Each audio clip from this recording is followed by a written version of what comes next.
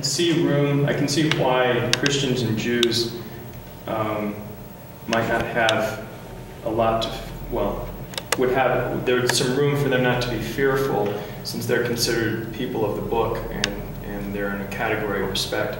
But I'm wondering, since the only stated unforgivable sin is polytheism, what hope does the Quran give for peaceful coexistence between Muslims and polytheists? Well, okay, first we'll look at a text and then I'll answer your question. If we look at Surah 2, verse 62, for example, here we have page 33.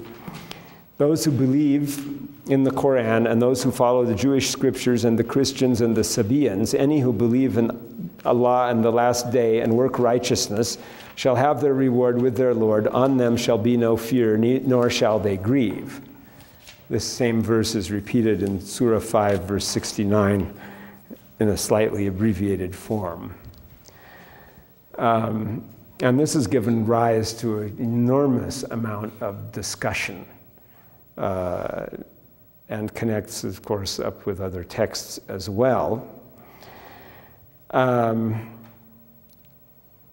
Now, it doesn't mention, of course, polytheists. Rather, it's still talking about monotheists. And whoever the Sabaeans are, which this commentator adopts a particular view of that, which is a historicizing type of view. But some other Muslim commentators leave it vague. And then it becomes a convenient way to include any other religions that the Muslims might encounter. Historically, however, Islam, when it encountered other religions, always accorded toleration to them, and that included Hinduism and Buddhism. And sometimes when military wars and conquests were going on, of course, the propriety wasn't always observed to the letter by everyone. But in the case of an established Muslim rule of any place, the other religions were permitted, and specifically Buddhism and Hinduism were permitted. And that, in spite of the fact that there is no text that enjoins that. And that comes out of a hadith, which is a single solitary hadith that enjoins toleration for the Zoroastrians.